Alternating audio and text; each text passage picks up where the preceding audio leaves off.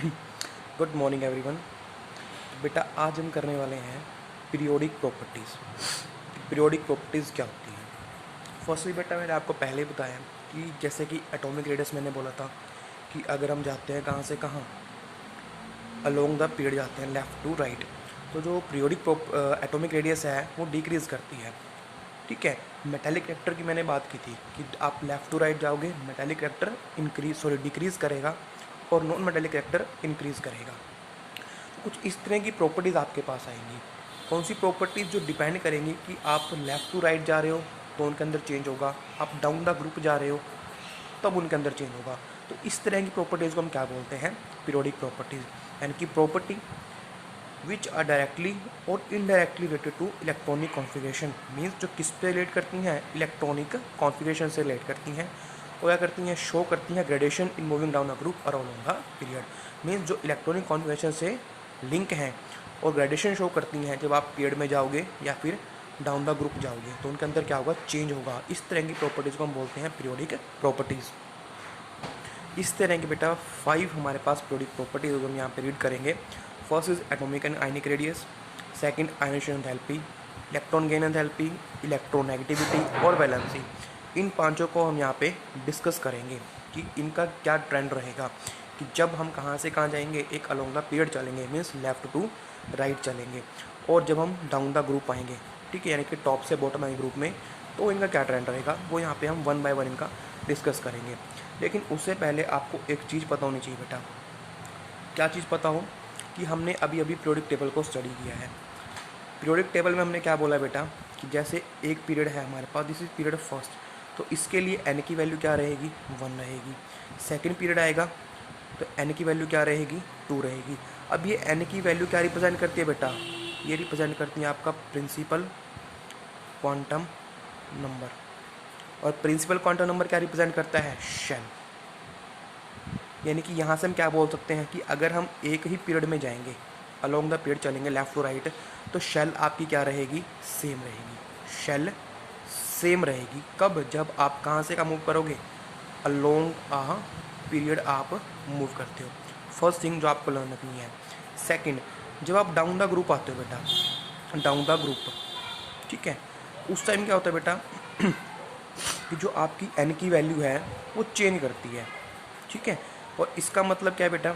एक बात समझो पहले, अलोंग द पीरियड को मैं ख़त्म कर दूँ तो यानी कि आप एंट्री कर रहे हो, जैसे अब अलोंग द पीरियड है, आपके पास कार्बन आएगा, नाइट्रोजन, ऑक्सीजन, तीनों के तीन एक ही पीरियड में आते हैं बेटा।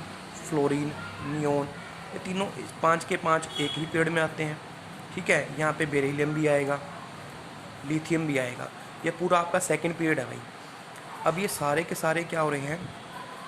एक ही किसके अंदर? एक ही पीरियड में आ रहे हैं। और कौन सा पीरियड है? सेकंड। यानी कि n इज इक्वल टू 2। यानी कि ये सारे के सारे क्या हैं? एक ही शेल से बिलोंग करते हैं। और अब यहाँ पे देखो एटॉमिक नंबर क्या कर रहा है इनका? इंक्रीज़ कर रहा है। ठीक है, यानी कि जो यहाँ पे एक एक इलेक्ट्रॉन ऐड हो रहे हैं आपके, तो वो सारे के सारे कहाँ होंगे? एक शेल में ऐड होंगे। अब इस चीज़ को समझो, उसके बाद मैं आपको शेल का चक्कर बताऊंगा कि इलेक्ट्रॉन एडिंग क्या होती है, न्यूक्लियर चार्ज क्या होता है। ठीक है, तो यहाँ से समझे बेटा, यानी कि सारे क्या हैं? n इज इक्वल 2 से बिलोंग करते हैं। क्लियर? उसके बाद आता है डाउन द ग्रुप। आप जाओगे, जब भी डाउन द ग्रुप आप जाते हो तो हाइड्रोजन है, उसके लिए क्या है बेटा? 1s1 है। लिथियम आएगा, 2s1 आएगा। सोडियम आएगा, 3s1 आएगा। पोटेशियम आएगा, 4s1 आएगा। यही देखते हो आप इलेक्ट्रॉनिक कॉन्फ़िगरेशन उसकी। तो यहाँ पे देखो, this is the n, your principal quantum number. तो ये क्या हो रहा है? हर एक एटम के साथ चेंज हो रहा है। यानी कि डाउन द ग्रुप आप जब भी जाओगे तो जो n की वैल्यू है वो क्या करेगी? 1 बाय 1 इंक्रीज़ करेगी बाय 1। क्लियर? जैसे कि आप डाउन द ग्रुप गए, हाइड्रोजन तो लिथियम 1 से 2 ही, लिथियम से सोडियम 2 से 3, सोडियम से पोटेशियम 3 to 4। यानी कि यहाँ पे n की वैल्यू 1 बाय 1 इंक्रीज़ हो रही है। मीन्स आपका जो प्रिंसिपल क्वांटम नंबर है वो क्या हो रहा है? चेंज हो रहा है। यानी कि जो शेल है आपकी वो चेंज हो रही है। ठीक है, और मैंने आपको मतलब बताया था कि शेल चेंज होने से क्या होगा बेटा? साइज आपका ग्रेटर होगा। वही हम यहाँ पे रीड करेंगे। अब थर्ड थिंग आपके क्या है? फर्स्ट थिंग आपका ये कि पीरियड क्या रहेगा? सेम रहेगा। और डाउन द ग्रुप आपकी शेल चेंज करेगी। क्लियर? अब थर्ड थिंग आती है कि न्यूक्लियर चार्ज क्या होता है बेटा। न्यूक्लियर चार्ज क्या होता है बेटा? न्यूक्लियर चार्ज हमें पता है कि इलेक्ट्रॉन, ये क्या है, हमारे पास न्यूक्लियस है और इलेक्ट्रॉन इस तरह से ऑर्बिट्स में मूव करते हैं, रिवॉल्व करते हैं। This is the nucleus. तो इसके अंदर जो चार्ज है that will B nucleus charge. और ये न्यूक्लियर चार्ज किसकी वजह से होता है? प्रोटॉन प्लस न्यूट्रॉन की वजह से ये चार्ज हुआ करता है। क्लियर? Proton plus neutron. अब न्यूट्रॉन तो बेटा हमारा क्या है, एक सिंपल सी बात है, ये तो न्यूट्रल एटम है, यानी कि होल चार्ज किसकी वजह से होगा? प्रोटॉन की वजह से होगा। अब यहाँ पे इलेक्ट्रॉन रिवॉल्व कर रहे हैं तो इनके बीच में क्या रहेगी? एक अट्रैक्शन रहेगी। क्लियर? यहाँ पे पॉजिटिव है क्योंकि प्रोटॉन की वजह से तो पॉजिटिव चार्ज, इलेक्ट्रॉन है तो नेगेटिव एटम, नेगेटिव थिंग, दोनों के बीच में क्या रहेगा? इलेक्ट्रोस्टैटिक अट्रैक्शन रहेगी, यानी कि यहाँ पे कुछ ना कुछ अट्रैक्शन रहेगी और इसी अट्रैक्शन की वजह से जो आपकी रेडियस है वो इंक्रीज़ और डिक्रीज़ करेगी। तो ये थी बेटा मेन थिंग जो आपकी होगी। अब यहाँ पे एक चीज़ मेरे को डिस्कस करनी है कि जब भी हम कहाँ जाएंगे, अलोंग अ पीरियड जाएंगे। अलोंग अ पीरियड हम मूव करते हैं तो वहाँ पे क्या होता है बेटा कि शेल आपकी सेम रहेगी। जैसे लिथियम की बात करता हूँ मैं, लिथियम, ठीक है। अब यहाँ मेरे पास this is the first orbit, this is the second orbit. Clear? Lithium की कॉन्फिगरेशन क्या होती है बेटा? 1s2 2s1, यानी कि 2 इलेक्ट्रॉन तो कहाँ पे हैं? इस शेल के अंदर है और एक कहाँ पे है? इसके अंदर है। यही मतलब हुआ, this is 1s2, this is 2s2। Clear? उसके बाद मैं बात करता हूँ, लिथियम के बाद आता है मेरे पास बेरिलियम। बेरिलियम का मतलब क्या है? 1s2 2s2, यानी कि सेकेंड इलेक्ट्रॉन भी कहाँ पे आया बेटा? इसी के अंदर आया। बोरोन की बात करूँगा, 1s2 2s2 2p1। अब इसके अंदर शेल बनेगी एक और, वो p वाली, उसके अंदर भी क्या रहेगा? सेम 2p के अंदर आएगा। उसके बाद 2p2 होगा, सेम शेल के अंदर इलेक्ट्रॉन आएगा। यानी कि जो आपका इलेक्ट्रॉन है, या इन सब चीज़ों को छोड़ भी दें अगर आप अब बात करोगे, सेम शेल की बात हो रही है, तो जो इलेक्ट्रॉन आपका कहाँ रहेगा? सेम शेल के अंदर एंटर हो रहा है, क्योंकि n की वैल्यू क्या है? सेम है। यानी कि आप अलोंग द पीरियड जाओगे, पीरियड आपका सेम रहेगा और जो इलेक्ट्रॉन एंटर कर रहा है वो आपका सेम शेल में एंटर कर रहा है। अब हम बात करते हैं रेडियस की, ठीक है। तो फर्स्टली बात करते हैं एटॉमिक रेडियस क्या होती है। फर्स्ट टॉपिक हमारा रहेगा एटॉमिक रेडियाई। एटॉमिक रेडियाई क्या होती है बेटा? इसकी डेफिनेशन आपको आनी चाहिए, the distance from the centre of nucleus to the outermost shell containing electrons. Means distance from the centre of nucleus, जैसे कि ये आपका एटम है। क्लियर? ये न्यूक्लियस है, ये कहते हैं distance from the nucleus, centre of nucleus to the outermost shell, जिसके अंदर इलेक्ट्रॉन है। दिस इज़ द न्यूक्लियस बेटा, पॉजिटिव चार्ज। क्लियर? और सपोज ये हमारे पास क्या है? लास्ट शेल है, इसके अंदर इलेक्ट्रॉन है, तो इन दोनों का जो डिस्टेंस होगा ना, that will be atomic radius. Clear?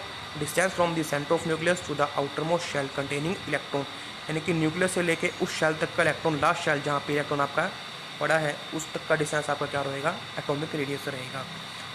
अब एटॉमिक रेडियस को हम 3 पार्ट में डिवाइड करते हैं जो उनकी बॉन्डिंग के बेस पे होती है।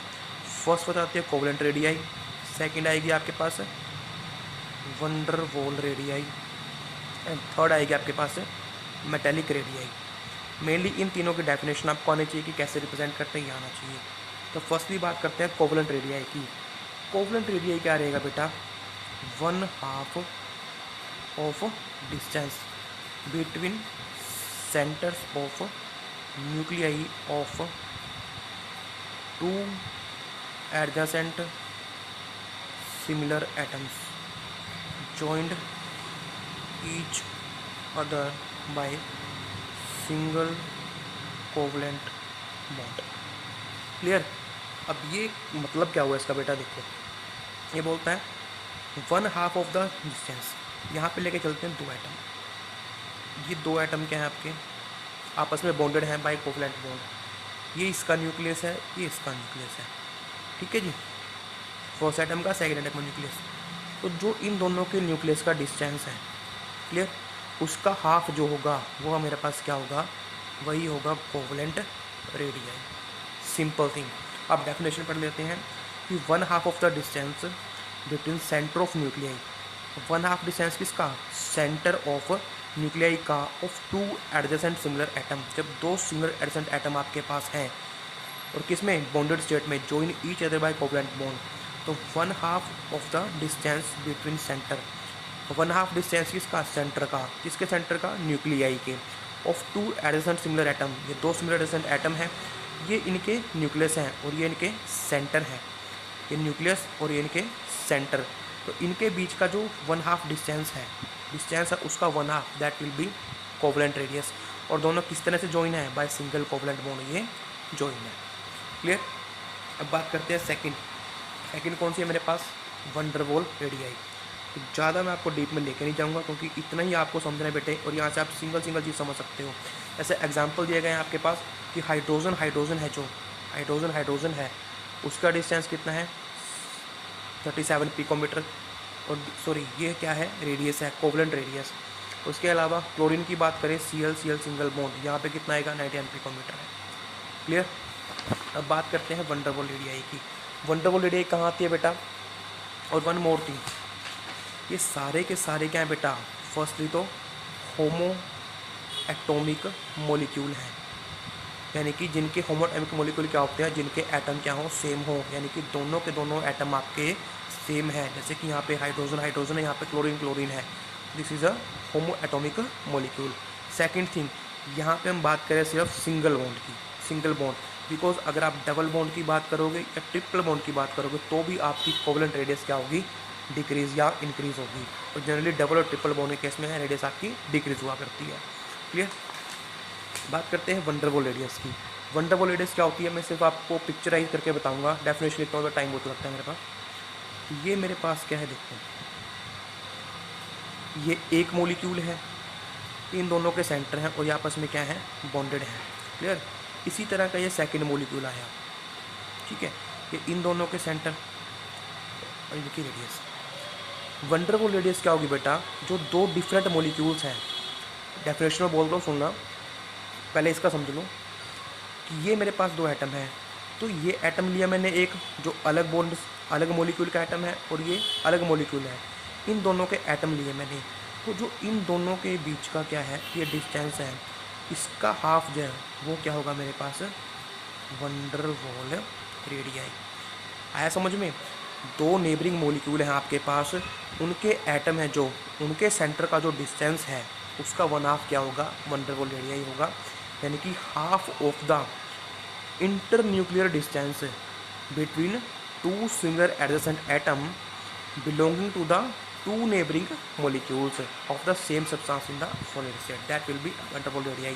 मतलब 2 नेबरिंग मॉलिक्यूल हैं आपके पास, दोनों सेम स्टेट, दोनों क्या हैं, सेम एटम के हैं, तो उनके जो एटम्स हैं, जो सिमिलर एटम हैं, उनके जो न्यूक्लियस का डिस्टेंस होगा उसका 1/2 हमारे पास क्या रहेगा, वन डेर वाल रेडियस रहेगा।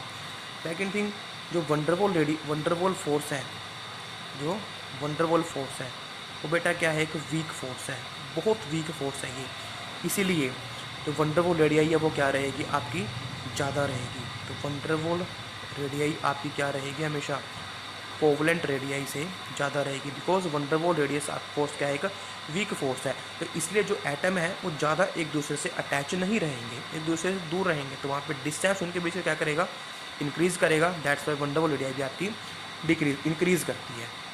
क्लियर। थर्ड आती है मेटेलिक रेडियस, या फिर इसको बोल देते हैं क्रिस्टल रेडियस। ठीक है। अब ये क्या है, इसकी सिंपल सी डेफिनेशन है बेटा, हाफ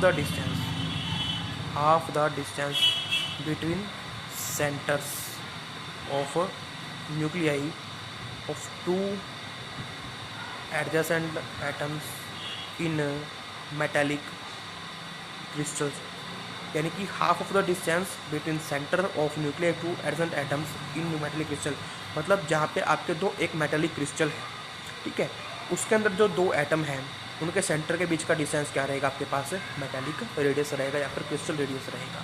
तो ये बड़ा सिंपल सी चीज़ है बेटा। क्लियर। और जो मेटेलिक रेडियस है, मेटेलिक रेडियस आपकी, यानी कि सबसे पहले बात करते हैं मेटेलिक बॉन्ड की। तो मेटेलिक बॉन्ड क्या है बेटा, आपका जो ये वन डेर वाल फोर्स है, वन डेर वाल बॉन्ड फोर्स है, इससे क्या है, स्ट्रॉन्ग है, इससे ज़्यादा स्ट्रॉन्ग है। इसीलिए जो मेटेलिक रेडियस रहेगी, क्या रहेगी, मेटेलिक रेडियस वो वन डेर वाल वंडरवॉल रेडियस से क्या रहेगी, कम रहेगी, सॉरी, क्लियर। बिकॉज यहाँ पे मेटेलिक बॉन्ड है तो मेटेलिक फोर्स वहाँ पे होगा, बॉन्ड के अंदर जो फोर्स होगा वो क्या रहेगा, वंडरवॉल फोर्स से ज़्यादा रहेगा। तो एटम एक दूसरे के ज़्यादा क्लोज रहेंगे, जिस वजह से रेडियस क्या करेगी, डिक्रीज करेगी, क्लियर। तो यहाँ पे कंबाइन करते हैं अगर हम रिजल्ट को, और जो ये मेटेलिक रेडियस है, सॉरी जो मेटेलिक बॉन्ड है, मेटेलिक बॉन्ड के अंदर जो फोर्स है वो क्या है बेटा, वो किससे कम है, वो कोवलेंट बॉन्ड से कम है। कि सबसे ज़्यादा कौन से बॉन्ड में होगा स्ट्रॉन्ग फोर्स, कोवलेंट बॉन्ड में, उसके बाद मेटेलिक बॉन्ड में, उसके बाद वंडरवॉल रेडियाई में, वंडरवॉल फोर्स। ये क्या है, इन तीनों के फोर्स का ऑर्डर है। तो जो रेडियस रहेगी वो क्या रहेगी, इन तीनों का अपोजिट रहेगी। यानी कि मैं रिलेट कर चुका हूँ कि वंडरवॉल फोर्स रेडियस है जो कोवलेंट से ज़्यादा है, और वंडरवॉल रेडियस मेटेलिक से भी ज़्यादा है। लेकिन अगर बात करते हैं कोवलेंट की और मेटेलिक बॉन्ड की, तो उसके अंदर कोवलेंट बॉन्ड स्ट्रॉन्ग है। यानी कि जो कोवलेंट रेडियस है वो क्या रहेगी, कम रहेगी, किससे, मेटेलिक रेडियस से। तो यहाँ पे इन तीनों रिजल्ट को मैं अगर कंबाइन करता हूँ तो क्या बोल सकता हूँ बेटा कि सबसे ज़्यादा रेडियाई कौन सी होगी, वंडरवॉल रेडियाई होगी। उससे कम कौन सी होगी, मेटेलिक रेडियाई होगी। और उससे कम कौन सी होगी, कोवलेंट रेडियाई होगी, क्लियर। तो ये आपका ऑर्डर है, सबसे ज़्यादा वंडरवॉल, उससे कम कोवलेंट, और उससे कम सॉरी मेटेलिक रेडियस, और उससे कम कोवलेंट रेडियस, क्लियर। अब आती है इनकी वेरिएशन। वेरिएशन करेंगे, सबसे चलते बेटा along a period. Along a period हम चलते हैं, तो अलोंग द पीरियड हम जब भी चलेंगे बेटा, तो जो आपकी एटॉमिक रेडियस है, एटॉमिक रेडियस है वो क्या करेगी, डिक्रीज करेगी। सबसे वन थिंग, डायरेक्ट एकदम स्ट्रिक्ट आंसर मैं आपको बताऊंगा इसका, स्ट्रेट फॉरवर्ड आंसर, कि एटॉमिक रेडियस जब भी आप जाओगे बेटा अलोंग द पीरियड, यानी कि लेफ्ट टू राइट, तो हमेशा क्या करेगी, डिक्रीज करेगी। अब इसका रीज़न क्या है, रीज़न बेटा मैं आपको पहले एक चीज़ समझाई है, मैंने क्या समझाया कि जब भी आप अलोंग द पीरियड जाओगे, जो इलेक्ट्रॉन है आपका सेम शेल में एंटर करेगा, ठीक है। अब सेम शेल में इलेक्ट्रॉन आपका एंटर कर रहा है, जैसे ये है आपके न्यूक्लियस और ये शेल है, तो इलेक्ट्रॉन आपका यहीं आता रहेगा बेटा, तो न्यूक्लियस से क्या रहेगा, नज़दीक रहेगा। बिकॉज अगर शेल इंक्रीज़ होगी, शेल अगर चेंज होती रहेगी, तो वो एटम जो इलेक्ट्रॉन है उस न्यूक्लियस से दूर जाता रहेगा। लेकिन अगर सेम शेल के अंदर इलेक्ट्रॉन आ रहा है, तो यानी कि वो उसी डिस्टेंस पे है, यानी कि वो मतलब कि जो न्यूक्लियस है उसके नज़दीक रहेगा, क्लियर। और सेकंड थिंग, यानी कि फर्स्ट थिंग क्या आप बोलेंगे कि जो इलेक्ट्रॉन आपका एंटरिंग इन सेम शेल, ठीक है, जिस वजह से वो न्यूक्लियस के नज़दीक रहेगा। और सेकंड, जो न्यूक्लियर चार्ज है वो क्या कर रहा है, इंक्रीज़ कर रहा है। अब न्यूक्लियर चार्ज कैसे इंक्रीज़ कर रहा है, जैसे बेरिलियम है बेटा, तो 3 प्रोटॉन रहेंगे, लिथियम होगा, या फिर बोरोन की बात करें, चलो बोरोन है, कितने हैं, 5 प्रोटॉन। बोरोन के बाद कार्बन आया 6 इलेक्ट्रॉन, नाइट्रोजन आया 7 प्रोटॉन, ठीक है, 5 प्रोटॉन 6 प्रोटॉन 7 प्रोटॉन। अब जो इलेक्ट्रॉन है देखो, वो तो सेम शेल में आ रहा है, यानी कि वो तो क्या है, सेम डिस्टेंस पे है न्यूक्लियस से, ठीक है। लेकिन जो न्यूक्लियर चार्ज है, न्यूक्लियर चार्ज बोरोन के केस में कम है, कार्बन के केस में 6 प्रोटॉन है तो ज़्यादा होगा, नाइट्रोजन के केस में 7 प्रोटॉन है तो उससे ज़्यादा होगा, जरा, ठीक है। तो यानी कि हम क्या दे सकते हैं बेटा, जो न्यूक्लियर चार्ज है वो आपका इंक्रीज़ कर रहा है। तो मैंने बताया था इनके बीच में क्या रहेगा, एक अट्रैक्टिव फोर्स रहेगा। तो इलेक्ट्रॉन तो आपका सेम शेल के अंदर एंटर हो रहा है, यानी कि सेम डिस्टेंस पे है न्यूक्लियस से, लेकिन जैसे जैसे एटॉमिक नंबर इंक्रीज़ हो रहा है, आप अलोंग द पीरियड चल रहे हो, तो वहाँ पे न्यूक्लियर चार्ज क्या कर रहा है, इंक्रीज़ कर रहा है, ठीक है। तो इस वजह से इन दोनों के बीच में, न्यूक्लियस के और इलेक्ट्रॉन के बीच में क्या होगी, अट्रैक्शन इंक्रीज़ करेगी।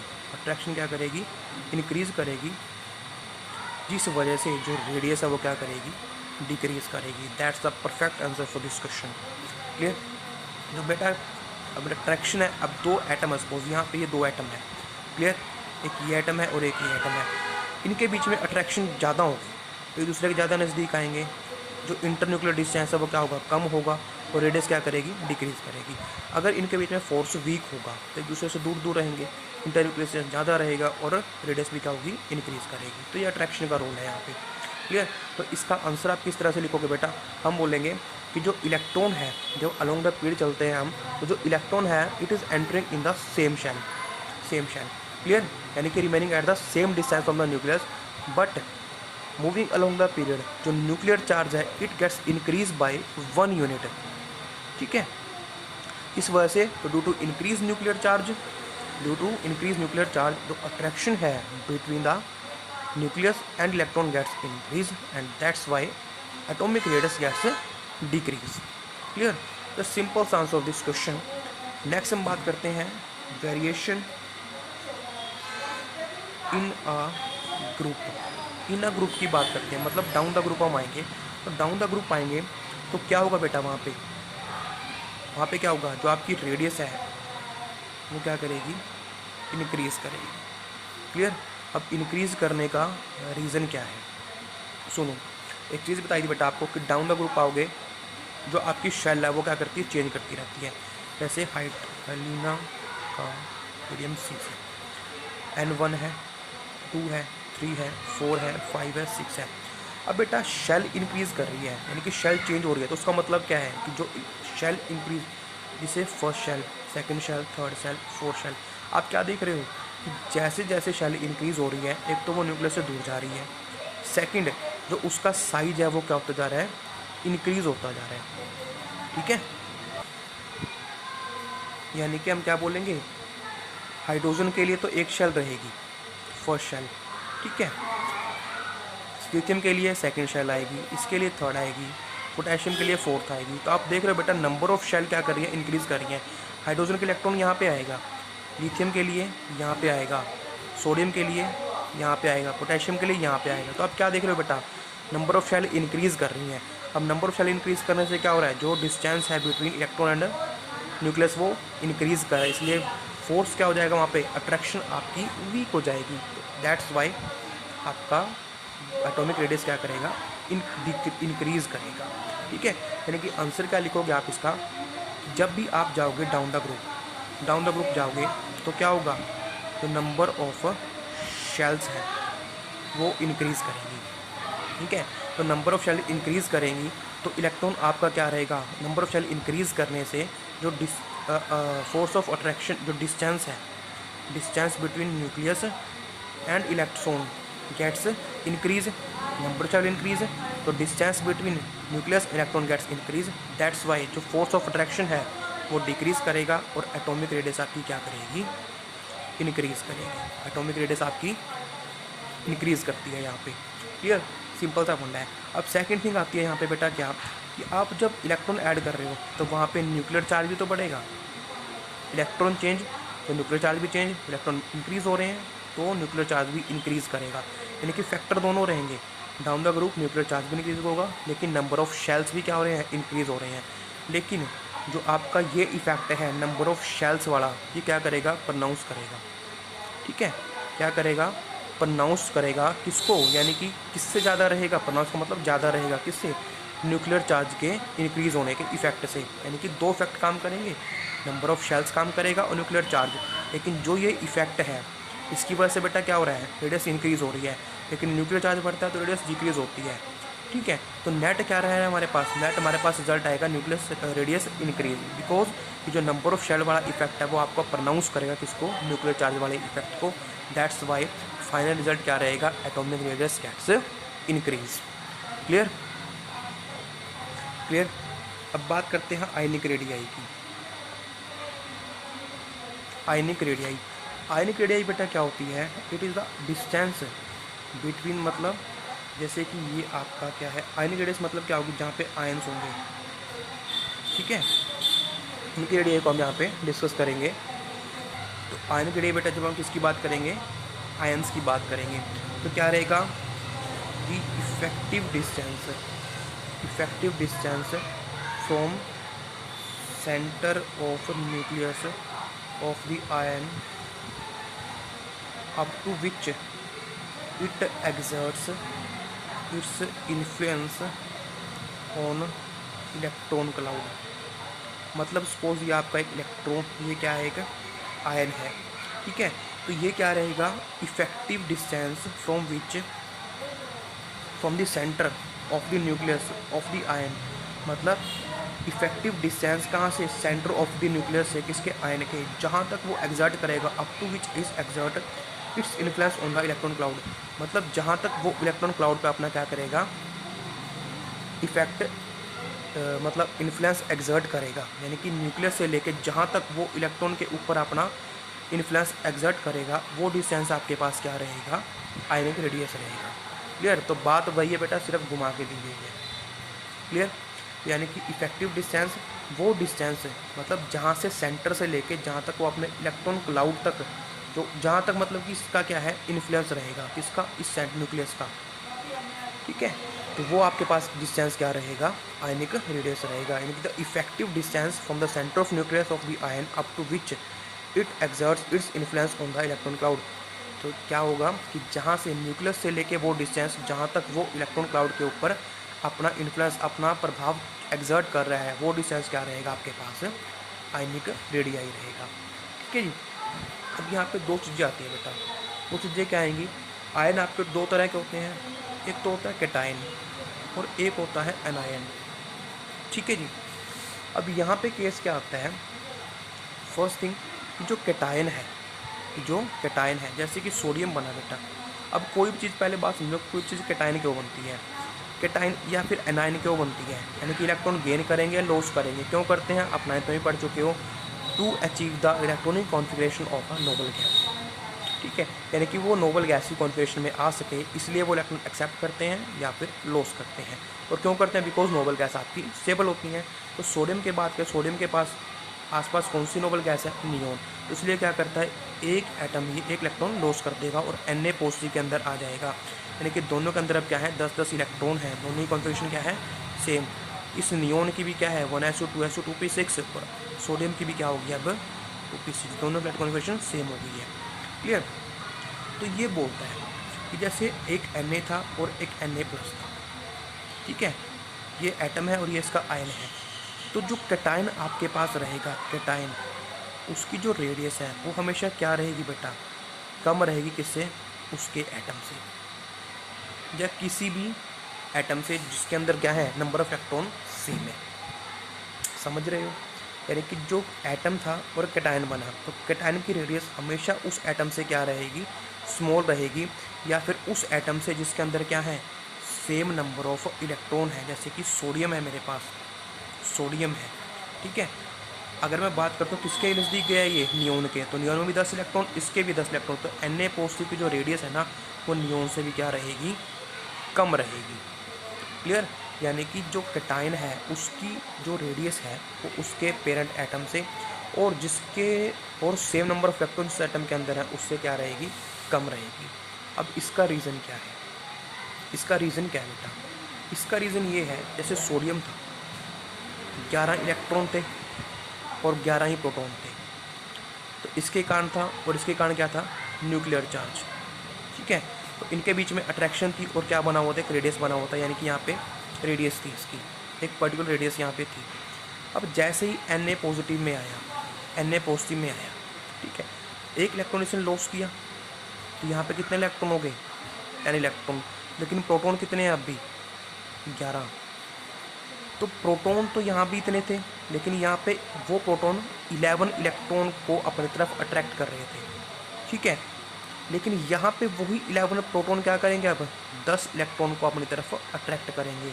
तो इस वजह से जो उनका फोर्स ऑफ अट्रैक्शन है वो क्या करेगा बेटा, इस केस के अंदर इंक्रीज़ कर जाएगा। बिकॉज आप खुद ही हिसाब लगाओ बेटा कि अगर आप 11 बंदों को खींच रहे हो अपनी तरफ, ठीक है, आप 11 बंदे, आपको 11 ही दूसरे हैं, फिक्स नंबर है, आप इनको अपनी तरफ खींच रहे हो, ठीक है, तो आपका जो फोर्स है वो क्या रहेगा, थोड़ा सा वीक रहेगा।